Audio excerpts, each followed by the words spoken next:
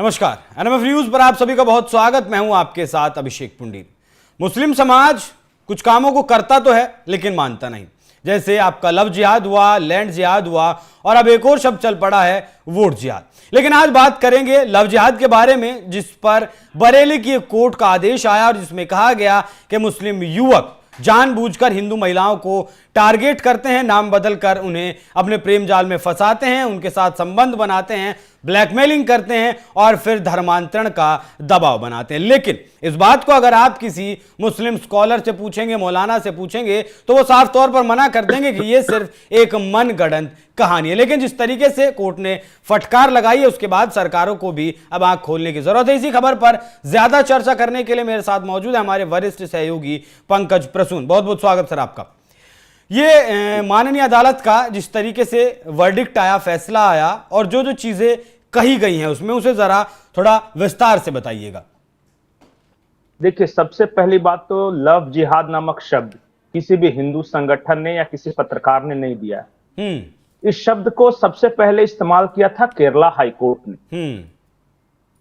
तो इसलिए यह कह देना कि कोई राजनीतिक दल या कोई पत्रकार या कोई सामाजिक संगठन इस तरह की बातें कर रहा है, यह गलत है। यह जुडिशियरी की तरफ से ये टर्म कॉइन किया गया था, लव जिहाद नाम का, और ये बहुत पहले केरला हाईकोर्ट ने इस्तेमाल किया है। लेकिन अब तक जो भी हम सवाल उठा रहे थे वो खबरों के आधार पर थी कि यहां पे ये घटना हुई, यहां पे ये घटना हुई। बरेली की अदालत ने बाकायदा अपने फैसले में, रिटन में ये लिखा है कि एक षड्यंत्र रचा जा रहा है जो कि बहुत ऑर्गेनाइज्ड है। बरेली की कोर्ट ने अपने फैसले में यह पहली बार लिखा है कि बाहर से पैसे आने की संभावना से इनकार नहीं किया जा सकता। कोर्ट का फैसला है, वो ऐसे नहीं कि किसी अखबार में किसी पंकज प्रसून ने या अभिषेक पुंडीर ने कहीं कुछ बोल दिया। अदालत ने यह कहा है कि जो मुस्लिम लड़के हैं वो जानबूझकर गैर मुस्लिम लड़कियों को टारगेट करते हैं, पहले प्यार के जाल में फंसाते हैं, उसके बाद उन्हें प्रेग्नेंट कर देते हैं। जरूरी नहीं कि प्रेग्नेंट करने के लिए शादी ही करनी पड़े, वो अफेयर के दौरान भी प्रेग्नेंट कर देते हैं और जब वो बच्ची प्रेग्नेंट हो जाती है तब उस पर धर्म परिवर्तन का दबाव बनाया जाता है। और धर्म परिवर्तन किया तो किया, नहीं किया तो भागो। कई बिन ब्याही मां बनकर घूम रही हैं इन लव जिहादियों के चक्कर में। और ये बाकायदा मतलब कि साजिश रचकर किया जाता है। कोर्ट का ये कहना है, ये हमारा कहना नहीं है। बिल्कुल, कोर्ट ने यह भी कहा है कि इस पूरे कार्यक्रम को चलाने में पैसे की जरूरत पड़ती है। जैसे किसी लड़की को फंसाना, उसे घुमाना, होटल ये तक पूरा उसका जो खर्चा वहन करना, इसमें जो भी पैसे लगते हैं वो पर्टिकुलर किसी एक लड़के के बस की बात नहीं है, तो उन्हें बाकायदा फंड किया जाता है। और यही बात तो मीडिया के अलग अलग तबकों में अलग अलग समय पर आई है, जो कि आज कोर्ट के वर्डिक्ट के रूप में सामने आया, इसलिए थोड़ी सी ऑथेंटिकेशन इसकी ज्यादा हो गई। दूसरी और महत्वपूर्ण बात, आंकड़े। हम या तो जो कोर्ट कचहरी में जो फैसले होते हैं उसे ले या फिर आंकड़े देख ले। आंकड़े बताते हैं कि केरला में सबसे ज्यादा मुस्लिम नौजवानों ने ईसाई लड़कियों के साथ शादी की है, क्रिश्चियन, उन्हें सबसे ज्यादा फंसाया है।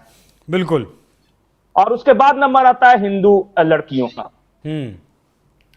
देश के जितने भी आदिवासी इलाके हैं जहां ये धर्मांतरण और इसका लव जिहाद का खेल चल रहा हो, या जमीन जिहाद, थूक जिहाद, पता नहीं क्या क्या, वोट जिहाद, इस पर भी आऊंगा मैं पंकज जी। लेकिन एक बार जो 42 पेज का कोर्ट ने फैसला सुनाया उसका एक छोटा सा अंश मैं आपको सुना देता हूं। लव जिहाद के माध्यम से हिंदू लड़कियों को प्यार में फंसाकर उनका अवैध धर्म परिवर्तन करने का अपराध एक सिंडिकेट द्वारा गैर मुस्लिम, अनुसूचित जाति, अनुसूचित जनजाति के कमजोर वर्गों के लोगों, ओबीसी समुदाय, महिलाओं और बच्चों का ब्रेन वॉश करके बड़े पैमाने पर किया जा रहा है और उनके धर्म के बारे में बुरा भला कहकर, देवी देवताओं के बारे में अपमानजनक टिप्पणियां करके, मनोवैज्ञानिक दबाव डालकर शादी, नौकरी आदि विभिन्न प्रकार के प्रलोभनों का लालच देकर किया जाता है ताकि भारत में भी पाकिस्तान और बांग्लादेश जैसे हालात बन सके। इस लाइन पर गौर करिएगा, भारत में भी पाकिस्तान और बांग्लादेश जैसे हालात बन सके। पंकज जी, ये वाली लाइन समझाइएगा। नहीं, कोर्ट के फैसले के दो हिस्से हैं। पहला ये कि जो भी कमजोर वर्ग है, कमजोर मतलब आर्थिक रूप से, सामाजिक रूप से, जैसे हमारे यहाँ एससी, एसटी, दलित लोग जो हैं, और कुछ हद तक कुछ ओबीसी जातियां, काफी ओबीसी जातियां संपन्न हैं, उनको ये टारगेट नहीं करते। उनको ये पहले अपने धर्म से डिटैच करते हैं। वो बोल देंगे कि तुम्हारे धर्म में कुछ नहीं रखा, 33 करोड़ देवता, इस तरह कुछ कुछ कुछ बात करते रहे, ताकि पहले तो विरक्ति हो। और जब एक बार अपने धर्म से कट गए कमजोर वर्ग के लोग, तो फिर उन्हें परिवर्तित करना आसान हो जाता है। और यही साजिश चल रही है। एक कहावत है, जैसे कि जो मजबूत चुंबक होता है ना, वो छोटे छोटे लोहे के कणों को अपनी ओर खींच लेता है। हाँ। छोटा छोटा जिसमें पावर कम है उसको खींचने मुश्किल होता है। तो देखिए वो क्या करते हैं, पहले एक सनातन अगर चुंबक है तो पहले वो छोटे छोटे लोहे के कण को डिटैच करते हैं, और जब डिटैच करके एक जगह इकट्ठा कर लिया तो अपने चुंबक से उन्हें खींच लेते हैं। यही इनका प्रोसेस है। एक तो ये हिस्सा है। दूसरा, डेमोग्राफिक चेंज, बिल्कुल सही कहा। कई नेताओं के बयान हाल के दिनों में आ चुके हैं कि अब हम इतनी संख्या हो गए हैं, अब हम हिंदुस्तान में ये कर देंगे, वो कर देंगे। सबसे पहले जम्मू कश्मीर के एक मुफ्ती थे, उन्होंने कहा था कि जब जब हिंदुस्तान में 20 करोड़ के आसपास मुसलमान होते हैं, एक टुकड़ा लेकर हम हट जाते हैं। आज 22 करोड़ हो गए, फिर वो वक्त आ चुका है। ये जम्मू कश्मीर के मुफ्ती ने कहा था। उसके बाद फिर तमाम आप बयान देख लीजिए अलग अलग लोगों के, जैसे सलमान खुर्शीद, इस देश के पूर्व कानून मंत्री हैं, उन्होंने कहा था कि बांग्लादेश जैसे हालात हो जाएंगे। अभी कल परसों एक समाजवादी पार्टी का नेता था, वो कह रहा था कि अब हमारी जनसंख्या बढ़ेगी, फिर उसके बाद हिंदुओं को दबा देंगे, हमारा राज हो जाएगा इंशाअल्लाह, इस तरह की बकवास बातें वो कर रहा था। तो ये कोई हवा में नहीं कहा जा रहा है। ऐसा नहीं है कि कोई उठ के कोई भी कट्टर हिंदू, कोई पागल इस तरह कुछ बोल दे रहा है। बाकायदा इसके प्रूफ हैं। और इतिहास बताता है कि जब जब वो 20 करोड़ से ज्यादा हुए, 20% से, तब तक इस देश का एक टुकड़ा लेके वो अलग हटे हैं। 20% से ऊपर हुए ईरान, 20% से ऊपर हुए अफगानिस्तान चला गया, 20% से ऊपर हुए पाकिस्तान चला गया, 20% से ऊपर जिन इलाकों में हुआ वो बांग्लादेश का आज इलाका हो गया है। आज बंगाल का इलाका और केरल, ये दो राज्य में 20% से ऊपर हैं। देखिए वहां के क्या हालात हैं। और आज अगर वो ठान ले कि आज से हमें अलग कर देना है, तो कौन रोकेगा उन्हें? आपकी फौज। समाज के रूप में तो हम रोकने में सक्षम नहीं है ना। एक ऐसी कम्युनिटी है जो आपके घरों में घुसकर आपकी बहू बेटियों को उठा रही है, और फिर भी वो कह रही है कि हम विक्टिम है, और आप वाह वाह कर रहे हैं कि सही में इनके साथ प्रताड़ना हुआ है। आप ऐसे लोग हैं जिनके देश में जहां आप 80% है, वहां पर ये कह रहे हैं आपके देवी देवताओं के मजाक उड़ा रहे हैं, आपके धर्म ग्रंथों के मजाक उड़ा रहे हैं, आपके घर की इज्जत के साथ खेल रहे हैं, और आप ये कह रहे हैं कि उन्हीं के साथ गलत हो रहा है। इस तरह की बातें आप कर रहे हैं, तो समझिए कि आप हो कौन।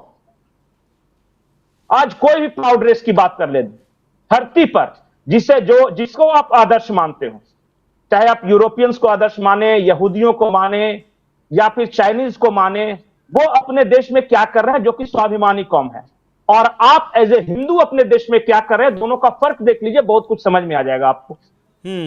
एक हिंदू के रूप में आप लिजलिजा पिलपिला हिंदू हैं, जो आटे के जो ढेर होता है ना, जब आटा सानते हैं तो जिसको जो भी स्ट्रक्चर में गढ़ दे रहा है, वो आप बन गए हो। आज आपके सारे देवी देवताओं, जितने भी आपके धर्म ग्रंथ है, जितने भी आपके देवी देवता है, सबके एक हाथ में शस्त्र है और दूसरे हाथ में शास्त्र है या नहीं? दुर्गा जी की पूजा चल रही है, जाके देखिए, एक में शस्त्र दूसरे में शास्त्र है। आपने शस्त्र को छोड़ दिया और सिर्फ शास्त्र को लेकर पूजने लगे, इसलिए आपकी ये दुर्गति हो रही है। आपको समझ में नहीं आएगा ये बात। अभी लग रहा है कि कोई कट्टर है, इस तरह का आदमी हो रहा है। कोर्ट का फैसला आप नहीं मानेंगे, सुप्रीम कोर्ट का ऑब्जर्वेशन जो ये कहता है कि यही हालात चलते रहे तो एक दिन ग्रेटर बांग्लादेश की मांग उठेगी, वो आप नहीं मानेंगे। आप ये नहीं स्वीकार करने के लिए तैयार है कि आपके बॉर्डर इलाके खतरनाक होते जा रहे हैं। आप ये स्वीकार करने के लिए तैयार नहीं कि आपके सारे धार्मिक तीर्थस्थल खतरनाक श्रेणी में जा रहे हैं। हमारे यहां एक शब्द दिया जाता है, संवेदनशील एरिया, संवेदनशील क्षेत्र है। उसका मतलब जानते क्या होता है आसान शब्दों में? मतलब वहां मुसलमान रहते हैं, यही है ना उसका मतलब। कभी हिंदू बहुल एरिया को संवेदनशील कहा जाता है? कभी क्रिश्चियन बहुल एरिया को सुना है संवेदनशील कहते हुए? या कोई बौद्ध जहां रहता हो, या फिर जहां कोई पारसी रहते हो, यहां कोई जैन रहता हो, कभी सुना है? वो संवेदनशील हैं, इसका मतलब कि वो दंगे फसाद, मारा पीटी, यही सब करते रहते हैं। कभी ये सोचा है क्यों? उन्हें उनके इलाकों को संवेदनशील क्यों कहा जाता है? कब इस बात को सोचकर देखिए। गलती देखिए, गलती उनकी नहीं है, वो अपना काम कर रहे हैं। गलती आपकी है कि आपको कुछ पता भी नहीं है। आप निजी स्वार्थ में, मतलब इतना आप अपने आप को देख रहे हैं ना कि अपने स्वार्थ के अलावा कुछ दिख ही नहीं रहा है। भाई की जमीन कब्जा लें, 1 इंच का छज्जा निकाल दें, बेटे के लिए 7 पीढ़ी का इंतजाम कर दें, बीवी के लिए नथनी गढ़वा लें, बढ़िया साड़ी मॉल में घुमा लें, 4 पिज्जा ठुसवा दे, बस यही जिंदगी है आपकी। इसके अलावा कुछ नहीं आप सोच रहे हो। नहीं, इस चीज को आने वाली पीढ़ी इस्तेमाल कर पाएंगी नहीं कर पाएंगी, उस चीज की तो गारंटी नहीं है जो हालात चल रहे हैं पंकज जी। देखिए, लड़ता और जीतता वही है जो साहसी हो। आप पता है क्या है, आप ऐसे कम्युनिटी हैं, अगर आपके लिए आज किसी ने बोलना शुरू किया है तो दूसरा तो बाद में बोलेगा, आप खुद ही उसको पहले कट्टर करके उसको सामाजिक बैकआउट कर दीजिएगा। ये हिंदू के बारे में काहे बोल रहा है? हम तो पीटने के लिए बने हैं, ये कैसे बचने की बात कर रहा है? मतलब हमने मान लिया है कि जन्मजात वैष्णव जन को तैने कहिए, पीड़ पड़ाई माने रे, अहिंसा परमो धर्मा। हमें लात मारो, एक थप्पड़ मारो, दूसरा छान देंगे, यही पीढ़ी दर पीढ़ी सिखाया गया। ये पढ़ाया लिखाया भी हमें यही गया है ना। हमारे जो देखिए, हमारे जो इतिहासकार हैं उन्होंने पढ़ाया ही है। नहीं, आपने 40 साल का इतिहास पढ़ के आप कायर बन गए, और इतना गीता का ज्ञान देके कृष्ण भगवान मर गए, वो कभी नहीं पढ़ा। कर्मण्येवाधिकारस्ते मा फले सुदक कदाचनम, अपना कर्म किए जा, फल की चिंता मत कर। अर्जुन को युद्ध भूमि में उतारने के लिए भगवान कृष्ण स्वयं अवतार लेकर इतना बड़ा बात कह दिए, आपको तो पढ़ना है नहीं। आपको तो twinkle twinkle little star, how I wonder what you are कह के बेटा सुनाता है तो ताली बजाते हैं, वाह वाह वाह, बहुत बढ़िया कह दिया। 4 ठो मंत्र सुना देगा तो बोलेगा अरे लगता है कट्टर बना रहे अपने बेटे को। गलती आप 40 साल में जो सीखा है वो सीख के आप कायर बन गए, और 1000 साल से आपको बहादुरी के किस्से सुनाए जा रहे हैं कि आपके प्रभु श्री राम अयोध्या में पैदा होकर जंगल जंगल जाके वानरों की सेना बनाकर लंका फतह कर आए, इस पे आपको गर्व नहीं है। आपको हमेशा मार खाने वाली चीजें अच्छी लगती है। एक गाल बढ़ा, एक गाल पे थप्पड़ मारे, दूसरा छान दो, वाह वाह क्या बात कही है। बिल्कुल। लेकिन आपको कभी भी लाल बालपाल, लाला लाजपत राय, बिपिन चंद्र पाल, सुभाष चंद्र बोस, भगत सिंह, इन सब की बातें अच्छी नहीं लगी। वो तो कट्टर थे, वो तो उग्रवादी थे, उनको तो फांसी दे दिया, ठीक दिया। अरे गलती आपकी है, दोष दूसरे को दे रहे हो। वामपंथी कौन है? वामपंथी, अच्छा वामपंथी कौन है? आज के तारीख में 4 वामपंथी इतिहासकारों के नाम बताइए। आधा मियां होगा या आधा मियां से शादी करके बैठा हुआ होगा। इरफान हबीब कौन है? सबके किसी के पति, किसी के पत्नी, ये सब रात को वाइन पीता है। एक हाथ में दारू, दूसरे हाथ में कलम लेकर लिख दिया इतिहास की यही है तुम्हारा। तुम लात खाने के लिए बने हो। बिल्कुल। तो जो परिवेश जिस तरीके से अब देश का बदल रहा है वो वाकई में गंभीर मुद्दा है। अब जाते जाते मैं आपको ये पूरा मामला भी बता दूं कि कंप्यूटर की कोचिंग क्लास में लड़की जाती थी, दोनों की वहां मुलाकात हुई। लड़के ने शादी का वादा किया, अपना नाम आनंद बताया जबकि उसका नाम आलम था। आनंद बताकर 10 दिन में कोर्ट मैरिज का वादा किया।